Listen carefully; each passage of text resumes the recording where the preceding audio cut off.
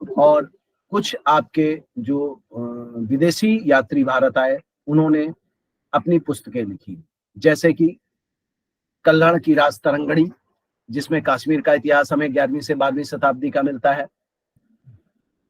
चाणक्य द्वारा लिखित अर्थशास्त्र, चाणक्य का नाम आपको बताया था मैंने, विष्णुगुप्त, और चाणक्य विष्णुगुप्त का भी नाम मिलता है उसका। और मेगास्थनीज की इंडिका।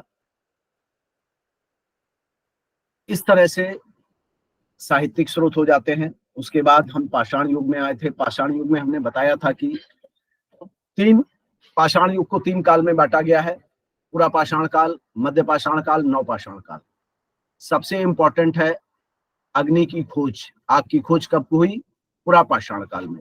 मध्य पाषाण काल में कुत्ते पालने के साक्ष्य मिलते हैं। सबसे पहला प्रथम जानवर मनुष्य ने, मानव ने सबसे प्रथम जो जानवर था किसे पाला? कुत्ते को पाला। तीसरा जो उसमें इंपॉर्टेंट था कि पहिए का आविष्कार। पहिए का आविष्कार कब हुआ? नवपाषाण काल में। ये आपको बहुत कायदे से याद रखना, ये चीजें, कुछ चीजें बहुत इंपॉर्टेंट हैं।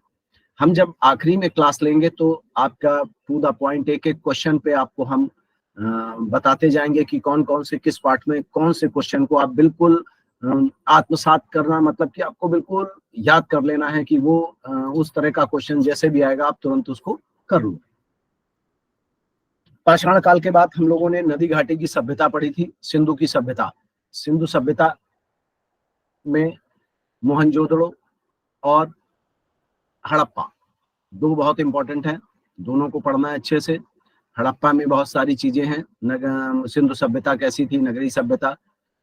मोहनजोदड़ो का अर्थ क्या है? मृतकों का टीला। इस तरह से मैंने बुक्स में आपको, जो आपको मैंने पीडीएफ दी थी उसमें दिया गया है। नेक्स्ट था वैदिक काल। वैदिक काल में आपने पढ़ा, वैदिक काल 2 भागों में विभाजित था, ऋग वैदिक काल, उत्तर वैदिक काल। ऋग वैदिक काल में वेदों की रचना हुई। वेदों में ऋग्वेद सबसे पुराना है, सामवेद, अथर्ववेद, यजुर्वेद, 4 वेद हैं। 4 आश्रम हैं आपके, 4 वर्ण हैं। वर्ण व्यवस्था उस समय भी थी, ब्राह्मण, क्षत्रिय, वैश्य, शूद्र। उसके बाद आगे चलते हैं 6ठी शताब्दी ईसा पूर्व में बौद्ध धर्म और जैन धर्म बहुत इंपॉर्टेंट है, इस पे भी बहुत ध्यान देना है। नेक्स्ट महाजनपद। हमने बताया था कि पहले कबीलों में लोग रहते थे, धीरे धीरे उनका विकास हुआ, जनपद स्तर पे आए और जनपद से महाजनपद। 16 महाजनपद का उल्लेख बौद्ध साहित्य अगुत्तर निकाय में मिलता है, ये ध्यान रखिएगा, ये बहुत इंपॉर्टेंट क्वेश्चन।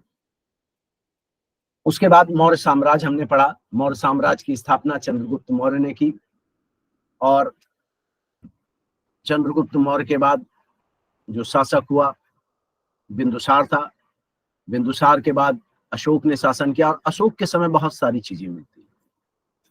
अशोक ने जो प्रसिद्ध युद्ध है कलिंग का युद्ध है, अशोक कलिंग युद्ध के बाद बौद्ध धर्म को उसने अपना लिया, और बौद्ध धर्म को अपनाया ही नहीं, बहुत ज्यादा उसके लिए प्रचार प्रसार किया। बहुत इंपॉर्टेंट क्वेश्चन आता है कि उन्होंने अपने पुत्री और पुत्र को श्रीलंका भेजा था। महेंद्र और संघमित्रा उनका नाम था। ठीक। मौर्य साम्राज्य के बाद हम आगे आते हैं, अगला जो हमारा पाठ है आज पढ़ेंगे, स्टार्ट करेंगे। मौर्योत्तर काल में भारत की स्थिति व विदेशियों से संपर्क। मौर्य वंश के पश्चात किसकी सत्ता आई, ये जानना जरूरी है, क्योंकि हम जब क्या क्या घटित होता है इतिहास में, जानना जरूरी है। कौन कौन से वंश ने शासन किया, ये भी जानना जरूरी है। शुंग वंश। शुंग वंश एक ब्राह्मण वंश था, और इसकी स्थापना पुष्यमित्र शुंग ने की थी। शुंग वंश का अंतिम शासक देवभूति था। शुंग वंश के बाद कव्य वंश आया। कव्य वंश वसुदेव ने स्थापित किया था 73 ईसा पूर्व। कव्य वंश के बाद जो बहुत इंपॉर्टेंट है वह है सातवाहन वंश। इसमें क्वेश्चन आ सकता है कि सातवाहन वंश की स्थापना किसने की? सिमुक ने 30 ईसा पूर्व। सातवाहन शासक किस धर्म के अनुयायी थे? वैदिक धर्म यानी कि ब्राह्मण धर्म के अनुयायी थे। और सातवाहन शासकों ने अभिलेखों एवं सिक्कों में अपने नाम के साथ माता का नाम अंकित कराया। ये बहुत इंपॉर्टेंट है, क्वेश्चन आ सकता है कि किस वंश के शासकों ने अभिलेखों एवं सिक्कों में अपने नाम के साथ साथ अपनी माता का नाम अंकित कराया। जैसा ये आपको ध्यान रखना है इसमें। फिर आता है इनके समय चैत्य क्या था? चैत्य बौद्ध धर्म के प्रार्थना स्थल को कहते थे। ये इंपॉर्टेंट है, दिमाग में रहना चाहिए। चैत्य क्या था? चैत्य बौद्ध धर्म के प्रार्थना स्थल को कहते थे। बौद्ध धर्म के प्रार्थना स्थल क्या कहलाते थे? बौद्ध धर्म के प्रार्थना स्थल चैत्य कहलाते थे। ये दोनों तरफ से घुमा करके क्वेश्चन पूछा जा सकता है। कार्ले का चैत्र, ये बहुत इंपॉर्टेंट है। कार्ले का चैत्र पूछा जाता है। कार्ले का चैत्र कहाँ स्थित है? कार्ले का चैत्र महाराष्ट्र में स्थित है, लोनावाला में, ये ध्यान रखिएगा। इसके आगे कार्ले का चैत्र का निर्माण किसने कराया? अभिलेखों के अनुसार पुष्पदंत, जो सातवाहन का समय है, सातवाहन के समय ने कार्ले के चैत्र का निर्माण कराया था। फिर उसके बाद सातवाहन वंश के बाद आगे बढ़ते हैं तो कई विदेशी शासकों ने यहाँ पर शासन किया, जिसमें हिंद यवन शासक या हिंद यूनानी राजवंश बहुत इंपॉर्टेंट है। हिंद यूनानी राजवंश का सबसे अधिक विख्यात शासक कौन था? मिनांडर। ये प्रश्न पूछा जाता है, काफी एग्जाम्स में पूछा भी गया है, छोटे मोटे एग्जाम्स में भी और बड़े एग्जाम्स में भी, कि हिंद यूनानी राजवंश का सबसे अधिक विख्यात शासक कौन था? मिनांडर। और इसके बाद शक वंश के शासकों ने राज किया। हिंद यूनानी शासक मिनांडर को बौद्ध साहित्य मिलिंद पन्नों में क्या कहा गया है? जो बौद्ध साहित्य था उसमें मिनांडर को मिलिंद कहा गया है। शक शासक में सबसे प्रसिद्ध शासक मिलता है आपका रुद्रदामन प्रथम। रुद्रदामन प्रथम, अभी एक सुदर्शन झील का नाम आता है हमारे इतिहास में, तो सुदर्शन झील का निर्माण, जीर्णोद्धार जो कराया था, वह शक वंश के शासक रुद्रदामन प्रथम को इसमें जो है इसके लिए जाना जाता है। शकों के बाद आए पहलव। पहलव ईरान से भारत आए थे, इन्हें पार्थियाई भी कहा जाता था। पहलवों के बाद सबसे इंपॉर्टेंट मुख्य जो है कुषाण वंश। कुषाण वंश से 2-3 क्वेश्चन बहुत आते हैं। सबसे पहले तो पूछा जाता है कुषाण वंश का सर्वाधिक विख्यात शासक कौन था? कनिष्क। और शक संवत, शक संवत ये जान लें कि जो आपका कैलेंडर है आजकल हमारा वर्तमान में, वह शक संवत पर ही आधारित है। तो शक संवत का प्रारंभ कब हुआ? 78 ईस्वी में। किसने किया? कनिष्क ने। भारत सरकार द्वारा किस संवत का प्रयोग किया जाता है? भारत सरकार द्वारा शक संवत का ही प्रयोग किया जाता है। जो हमारे सरकार है इस समय, वह शक संवत का प्रयोग करती है। इस कारण से यह क्वेश्चन बहुत इंपॉर्टेंट हो जाता है। शक संवत का प्रारंभ कब हुआ? 78 ईस्वी। इसका सन भी याद रखना है। और किसने किया? कनिष्क ने। और भारत सरकार द्वारा किस संवत का प्रयोग किया जाता है? शक संवत।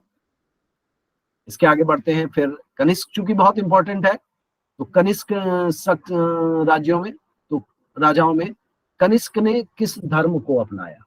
कनिष्क ने बौद्ध धर्म को अपनाया। जिस प्रकार अशोक के समय तृतीय बौद्ध संगति का आयोजन किया गया था, उसी प्रकार पाटलिपुत्र में उसी प्रकार चौथी बौद्ध संगति का आयोजन कनिष्क के समय हुआ।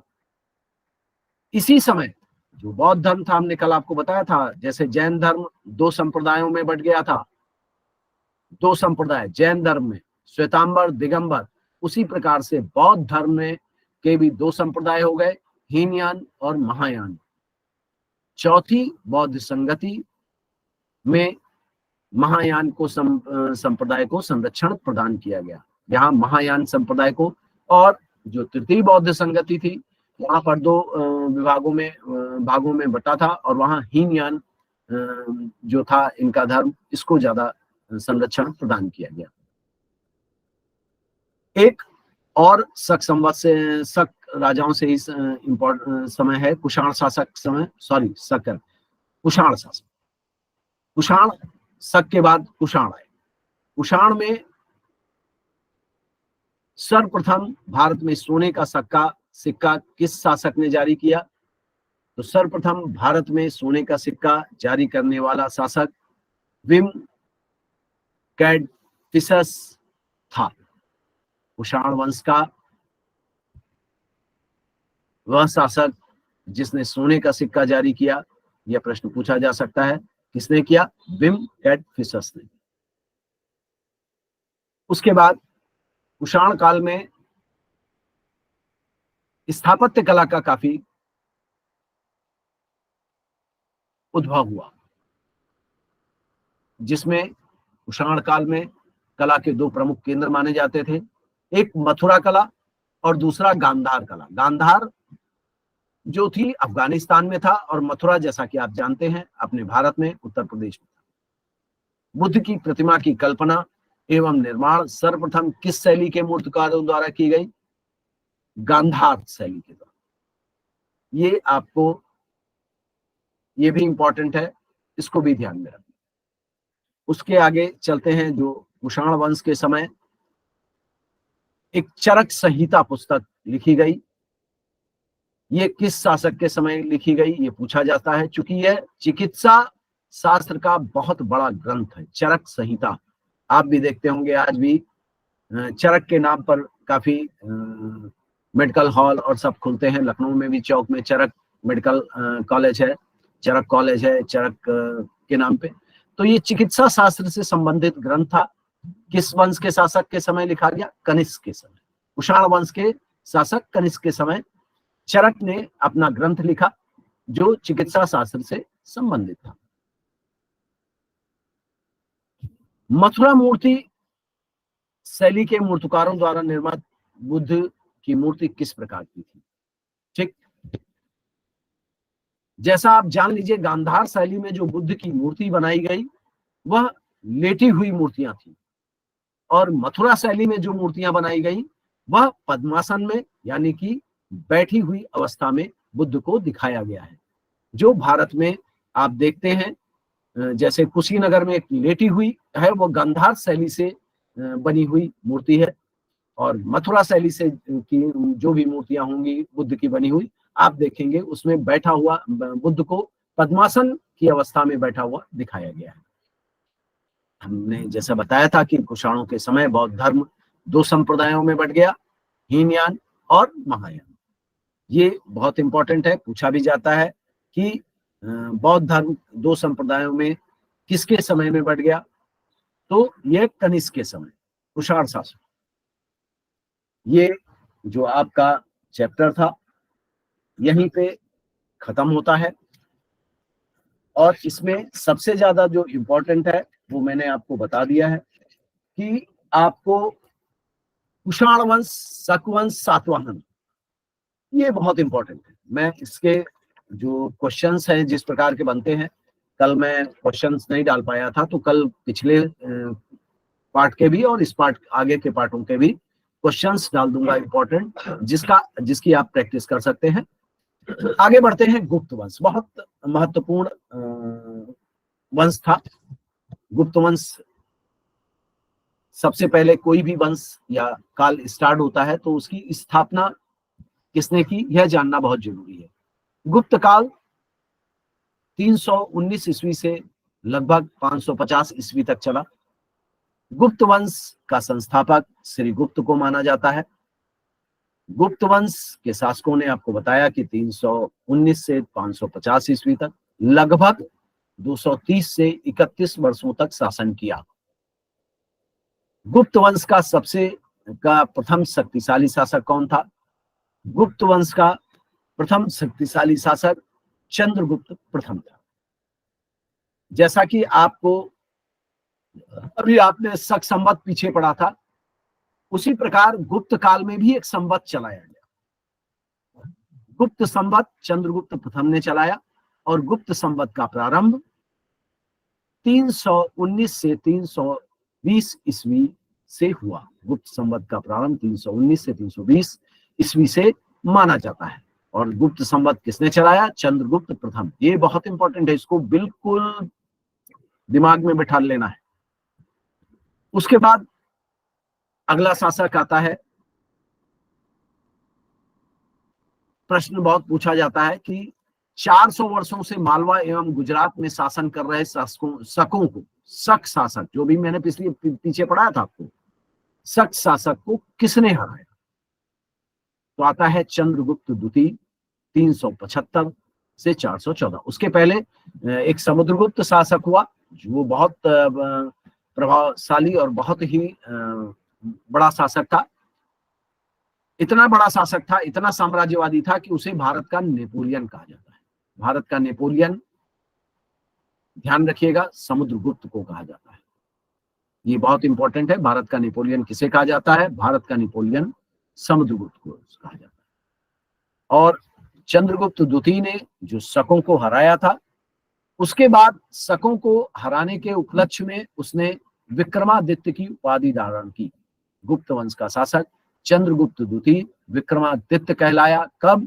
जब उसने शकों को, जो मालवा एवं गुजरात में शासन कर रहे थे, उन्हें पूरी तरीके से पराजित किया।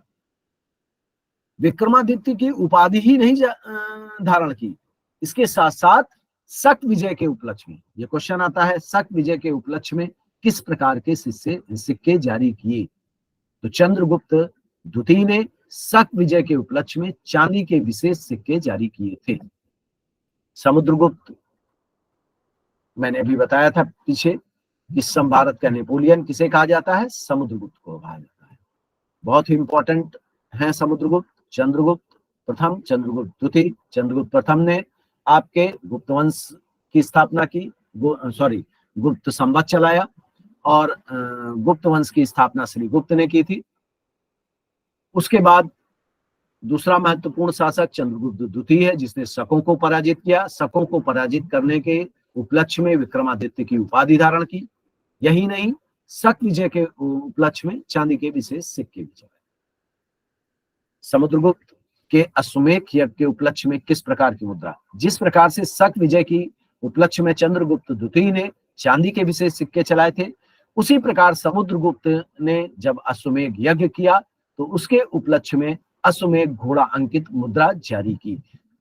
अश्वमेध यज्ञ क्या होता है, ये आपको जानना जरूरी है। आपने रामायण देखी होगी और उसमें देखा होगा कि राम ने अपना अश्वमेध का घोड़ा छोड़ा था, जिसको उनके पुत्रों ने, लव और कुश ने पकड़ लिया था और घमासान हुआ था। अश्वमेध घेरा वह होता था कि इसको छोड़ा जाता था और जहां तक ये घूम करके आता था, यह माना जाता था कि यह जिस शासक का घोड़ा है उसकी प्रभुसत्ता सभी को स्वीकार है। समुद्रगुप्त की विजयों का वर्णन आप ये जान ले, समुद्रगुप्त ने उत्तर भारत में ही नहीं, दक्षिण भारत में भी विजय की।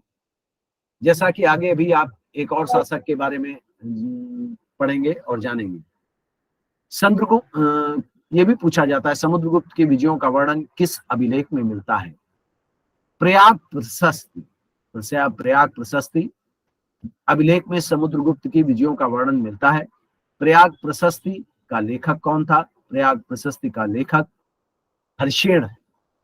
और जैसा कि आप जान रहे हैं, प्रयाग प्रशस्ति आ रहा है, तो स्थान प्रयाग प्रशस्ति कहां पर उत्तीर्ण है? तो सीधी सी बात है, प्रयाग प्रशस्ति आज का प्रयागराज, पहले का इलाहाबाद स्थित अशोक स्तंभ, प्रयागराज में अशोक स्तंभ है, उस पर प्रयाग प्रशस्ति उत्कीर्ण है। उत्कीर्ण मतलब लिखी हुई। क्लियर? उसके बाद आते हैं समुद्रगुप्त के बाद हमने देखिए गुप्त वंश में क्या क्या पढ़ लिया। गुप्त वंश की स्थापना श्री गुप्त ने की और चंद्रगुप्त प्रथम ने गुप्त संवत का प्रारंभ किया 319 से 1920 ईस्वी में। उसके बाद शकों को पराजित करने के लिए चंद्रगुप्त द्वितीय ने विक्रमादित्य की उपाधि धारण की और शक विजय के उपलक्ष्य में चांदी के विशेष सिक्के चलाए। उसी प्रकार समुद्रगुप्त ने अश्वमेध यज्ञ के उपलक्ष्य में अश्वमेध मुद्रा जारी की गई।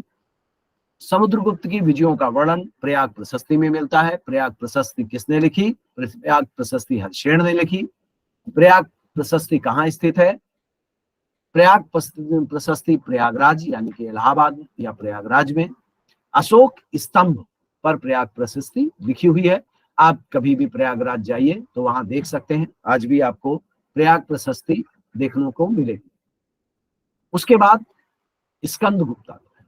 स्कंदगुप्त ने हूण एक जनजाति थी विदेशी, और उसको स्कंदगुप्त ने पराजित किया था। मैंने अभी आपको बताया था सुदर्शन झील का निर्माण मौर्यों के समय हुआ, और समय समय पर झील का जीर्णोद्धार कराते रहे लोग। जैसा कि सातवाहन वंश के शासक ने सुदर्शन झील का जीर्णोद्धार कराया, शक शासक ने, रुद्रदामन प्रथम ने। फिर स्कंदगुप्त का भी नाम मिलता है, गुप्त शासक स्कंदगुप्त ने भी सुदर्शन झील का जीर्णोद्धार कराया था। गुप्त शासक किस धर्म के अनुयायी थे? गुप्त शासक वैष्णव धर्म के अनुयायी।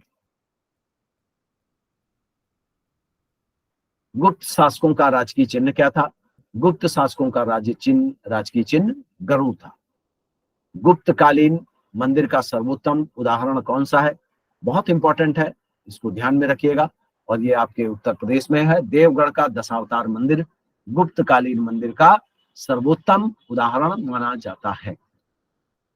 अभी आपने ऊपर कार्ले का चैत्य पढ़ा था, उसी प्रकार से अजिंता की प्रसिद्ध गुफा, यह भी महाराष्ट्र में स्थित है, औरंगाबाद में।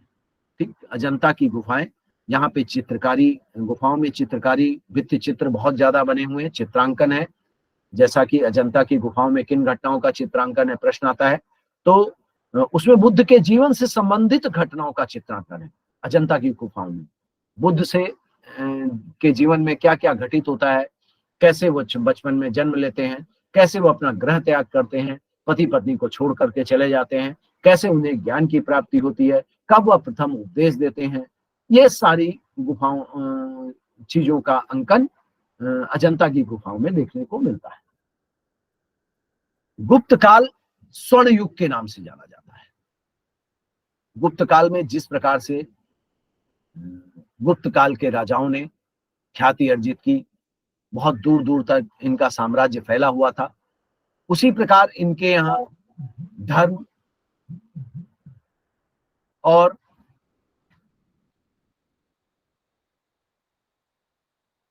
हेलो, आवाज नहीं आ रही है क्या जय सर? हेलो,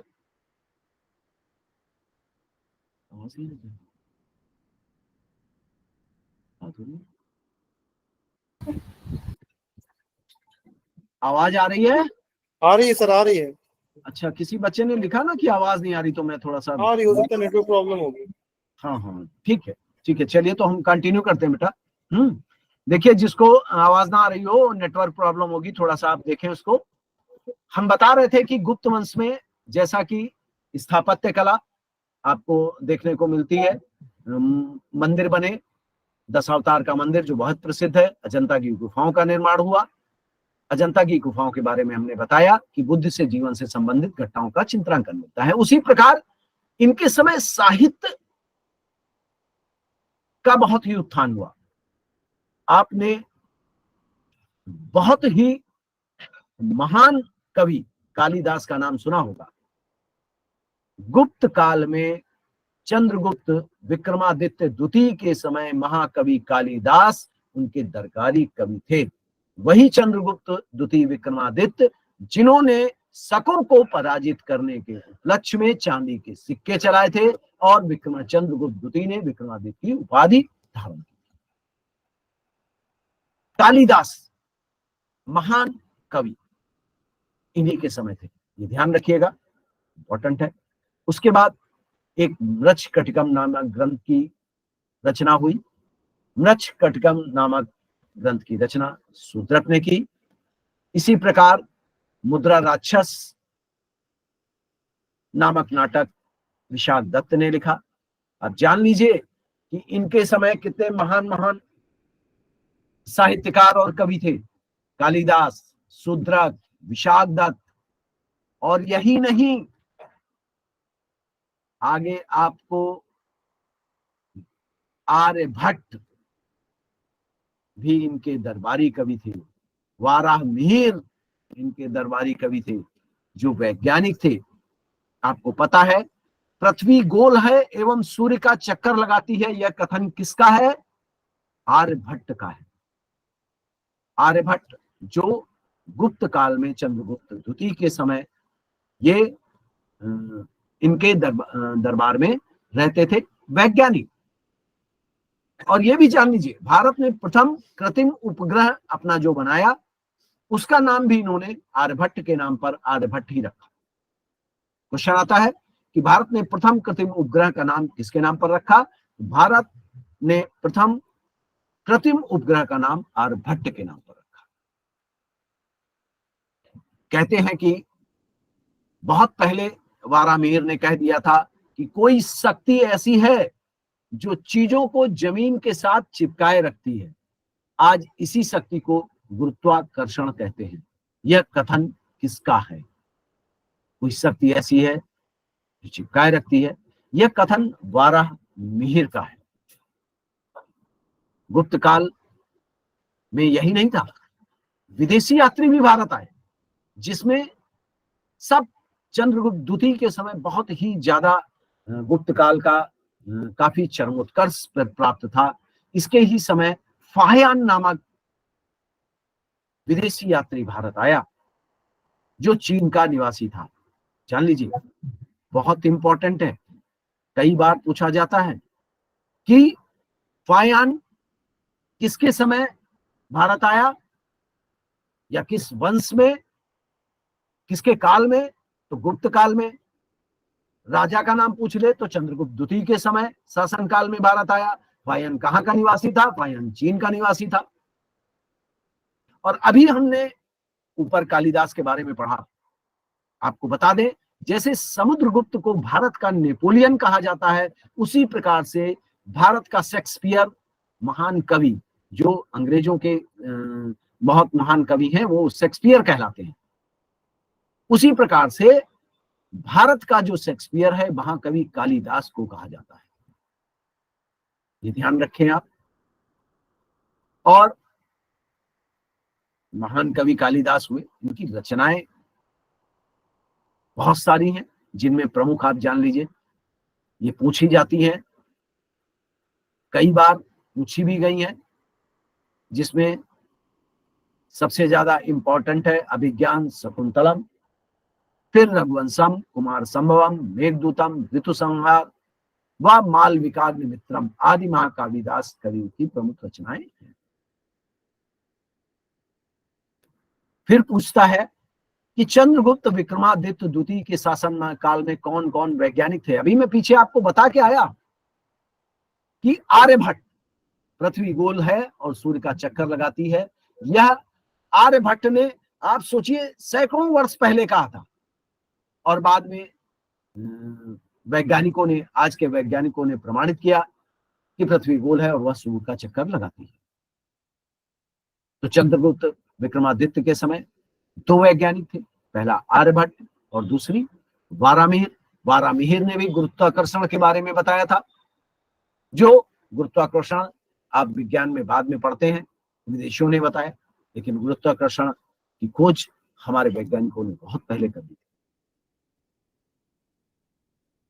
महाकवि कालिदास, शूद्रक, विशाखदत्त किसके शासनकाल के प्रमुख साहित्यकार थे?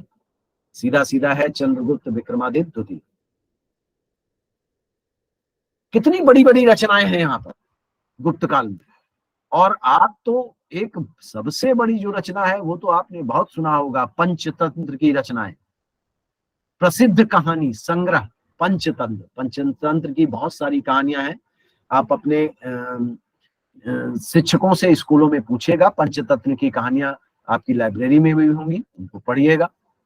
तो प्रसिद्ध कहानी संग्रह पंचतंत्र की रचना किसके शासनकाल में हुई? चंद्रगुप्त द्वितीय विक्रमादित्य, गुप्त काल में। गुप्त काल, गुप्त शासक चंद्रगुप्त द्वितीय विक्रमादित्य के समय।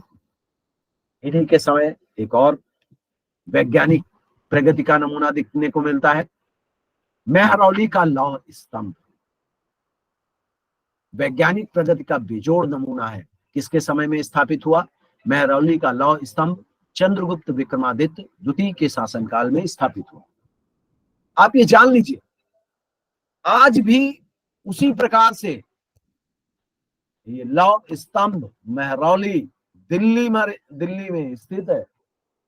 आप जाएं वहां पर, जब भी कभी जाना होगा दिल्ली, तो आप देखिएगा इसमें जंग नहीं लगी। बता दो पढ़ा रहे, इसमें जंग नहीं लगी है। इसकी विशेषता यही है।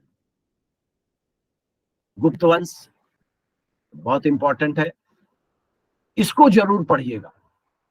इसके साथ साथ आगे हम आते हैं, पुष्यभूति वंश आता है।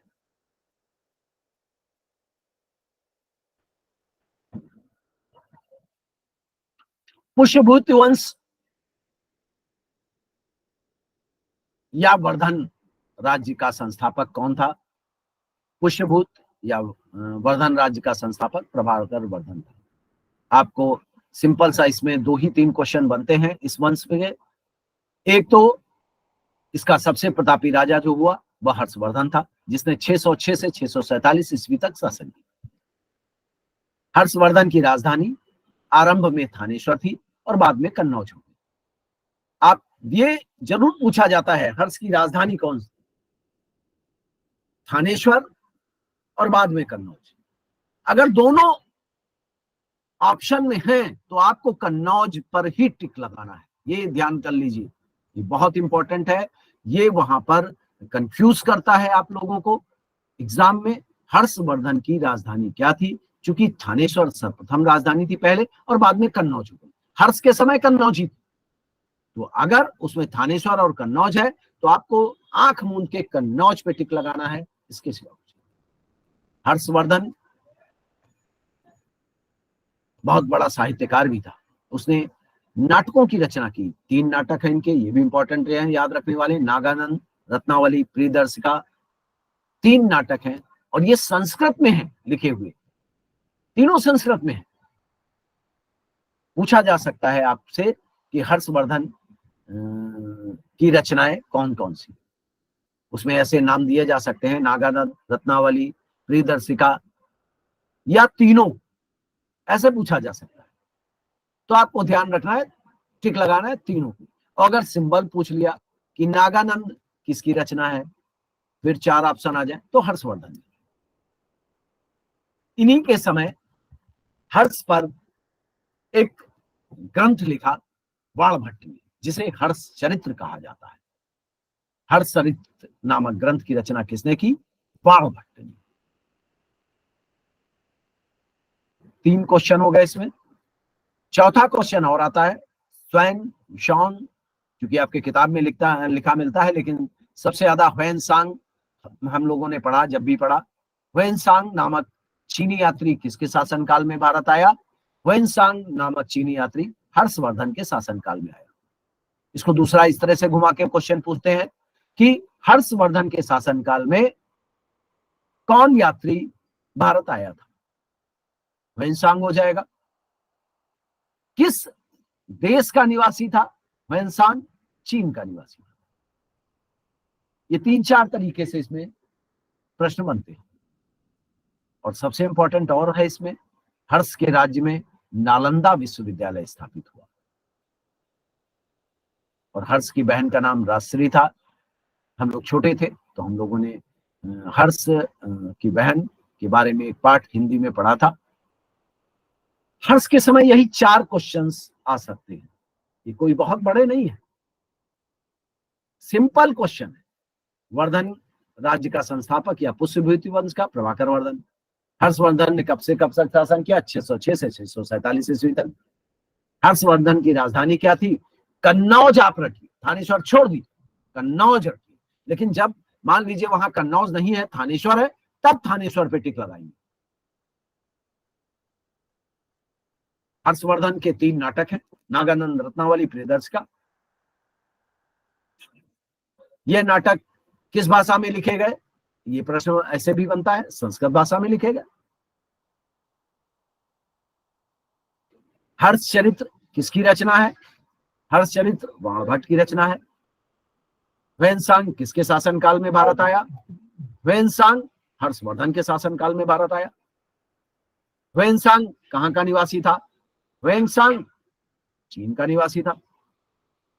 नालंदा विश्वविद्यालय की स्थापना किसके समय हुई? हर्ष के समय हुई।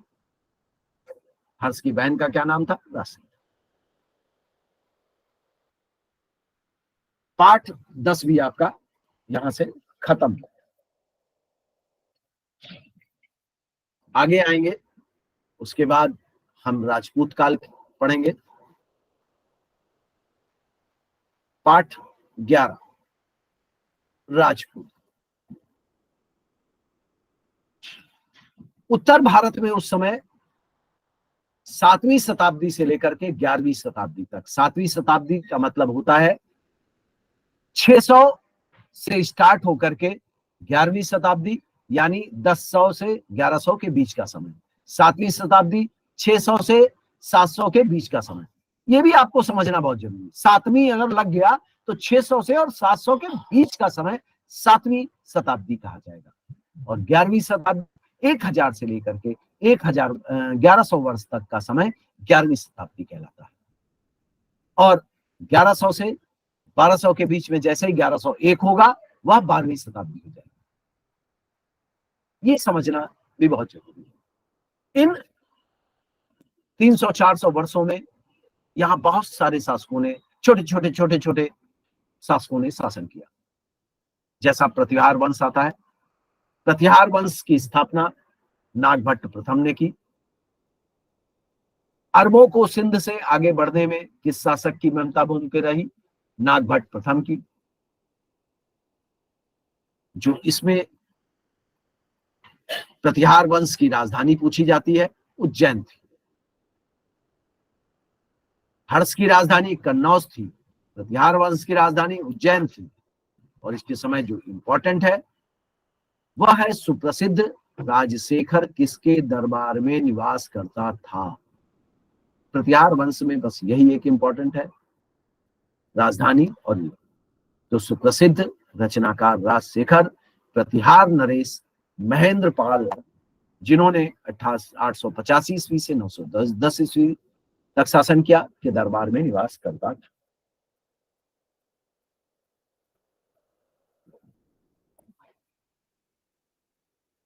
प्रतिहार वंश के बाद आता है गहड़वाल वंश। गहड़वाल वंश की स्थापना चंद्रदेव ने की थी 1080 से 1050 ईस्वी तक। गहड़वाल वंश का अंतिम शासक जयचंद था। आप लोगों ने जयचंद का नाम तो बहुत सुना होगा, याद है? मोहम्मद गौरी और पृथ्वीराज चौहान। अभी आगे हम चल करके उसको पढ़ेंगे कक्षा 7 में। जयचंद ने ही मोहम्मद गौरी को आमंत्रित किया था दिल्ली पर आक्रमण करने के लिए, वो आगे पढ़ेंगे। लेकिन गहड़वाल वंश का अंतिम शासक जयचंद था और स्थापना चंद्रदेव ने की। गहड़वालों की राजधानी प्रथम राजधानी कन्नौज थी और दूसरी राजधानी काशी। आपको ये भी बता दें, ये आपस में बहुत लड़ा करते थे, सब आपस में लड़ते थे, जितने भी ये छोटे मोटे राजा, एक दूसरे को पर कब्जा करने के लिए। ठीक, आगे आते हैं। चौहान या चाहमान वंश, अभी आपको मैंने बताया था चौहान वंश का सबसे प्रतापी राजा पृथ्वीराज चौहान था। और चौहान वंश की स्थापना वसुदेव ने की और चौहान वंश की राजधानी दिल्ली। अच्छा, एक चीज ध्यान रखिएगा, चौहान और चाहमान ये भी लिखा हुआ आ सकता है कहीं, चाहमान, तो आप घबराइएगा नहीं। चाहमान का मतलब भी चौहान ही होगा। चौहान वंश का सबसे प्रतापी राजा पृथ्वीराज चौहान। उसके बाद आपने देख लीजिए प्रतिहार वंश पढ़ा, गहड़वाल, चौहान का चंदेल आ गया। चंदेल वंश बुंदेलखंड की स्थापना की। चंदेल वंश जो था बुंदेलखंड में स्थापित था। बुंदेलखंड ये आपका झांसी से प्रारंभ होता है, झांसी, ललितपुर, ये इलाका बुंदेलखंड का कहलाता है। इसकी स्थापना नन्नुक ने की। ये कोई बहुत ज्यादा यहाँ पे इम्पोर्टेंट नहीं है, लेकिन हमें जानना जरूरी है। चंदेल वंश की राजधानी बहुत इंपॉर्टेंट है। चंदेल वंश की राजधानी क्या थी? खजुराहो थी। और बुंदेलखंड का प्राचीन नाम क्या था? जिजाक भुक्ति। बहुत इंपॉर्टेंट है। बुंदेलखंड का प्राचीन नाम क्या था? जिजाक भुक्ति था। उसके बाद आ गया परमार वंश, उपेंद्र ने स्थापना की। परमार वंश में जो सबसे इंपॉर्टेंट मिलता है वह राजा भोज। यशस्वी शासक राजा भोज था 1017 से 1060। परमारों की राजधानी उज्जैन और बाद में धारा हो गई, जो मध्य प्रदेश में था। उज्जैन भी मध्य प्रदेश में था, आपको पता है। उज्जैन आज भी मध्य प्रदेश में है। और पहले परमारों की राजधानी उज्जैन रही, फिर धारा मध्य प्रदेश में।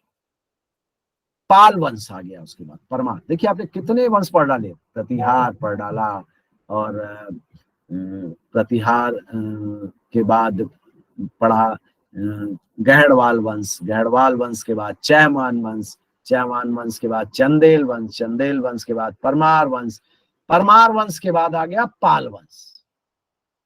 पाल वंश की स्थापना गोपाल ने की। अब देखिए, जो हमारे प्राचीन काल के विश्वविद्यालय थे, एक नालंदा विश्वविद्यालय, इसने स्थापना की हर्ष ने, ध्यान रखिएगा बिल्कुल, हर्ष ने की। और दूसरा विश्वविद्यालय था विक्रमशिला विश्वविद्यालय। विक्रमशिला विश्वविद्यालय के शासन की स्थापना पाल वंश के शासक धर्मपाल ने की थी, जिसने 770 से 815 ईस्वी तक शासन किया।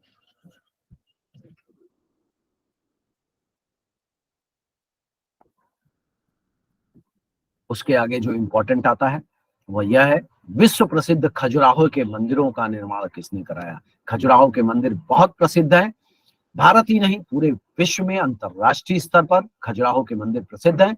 और विश्व प्रसिद्ध खजुराहो के मंदिरों का निर्माण चंदेल शासकों ने ही कराया था। जैसा कि आपको पता है, खजुराहो मध्य प्रदेश, बुंदेलखंड, झांसी झांसी जाने लगी, उसी रास्ते पे आगे पड़ता है खजुराहो। तो ये बुंदेलखंड की ही सरजमी पे है। ये खजुराहो का मंदिर चंदेल शासकों ने, बहुत ये इंपॉर्टेंट है, पूछा जाता है कि खजुराहो के मंदिरों का निर्माण किसने कराया? चंदेल शासकों। फिर उसके बाद सबसे इंपॉर्टेंट और इंपॉर्टेंट आ गया कोणार्क का सूर्य मंदिर। आपको बता दें, सूर्य मंदिर कई जगह पे है। एक कोणार्क का सूर्य मंदिर है, एक कश्मीर में मार्तंड सूर्य मंदिर है, कई सूर्य मंदिर। तो कोणार्क का सूर्य मंदिर गंग वंश के शासकों ने बनवाया था। जैसा कि आपको पता है, कोणार्क का सूर्य मंदिर कहाँ है? कोणार्क, भुवनेश्वर। ठीक, इसके आगे चलते हैं और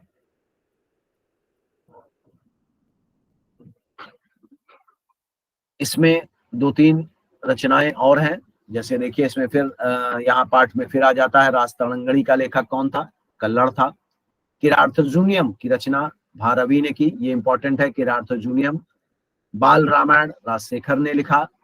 शिशुपाल वध नाटक माघ ने लिखा। गीत गोविंद, गीत गोविंद भी इंपॉर्टेंट है, इसकी रचयिता जयदेव ने की।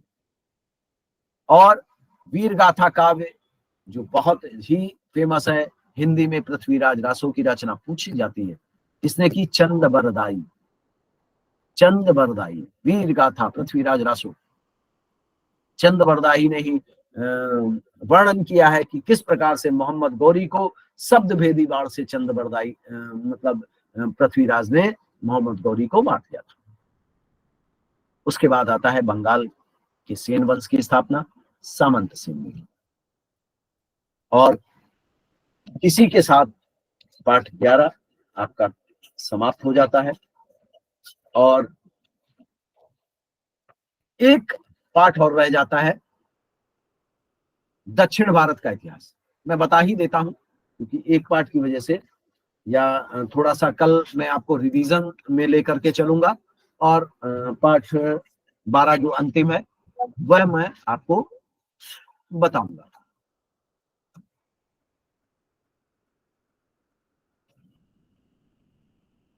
जैसा कि विश्वास करता हूं कि आप लोगों को समझ में आ रहा होगा, और क्योंकि क्लास खत्म होने में 10 मिनट अभी शेष हैं, 7:30 तक चलनी है, और मैं चाहता हूं कि अब अगर किसी की कोई क्वेरीज हो तो वो बता दें। और जय भैया, हेलो जय जी। सर सर सर हाँ, थोड़ा सा बस 10 मिनट कन्वर्सेशन में ले लें, है ना, ठीक बच्चों से, कि समझ में आ रहा है या नहीं आ रहा है, कैसा लग रहा है, ये जानकारी चैट में आप लिख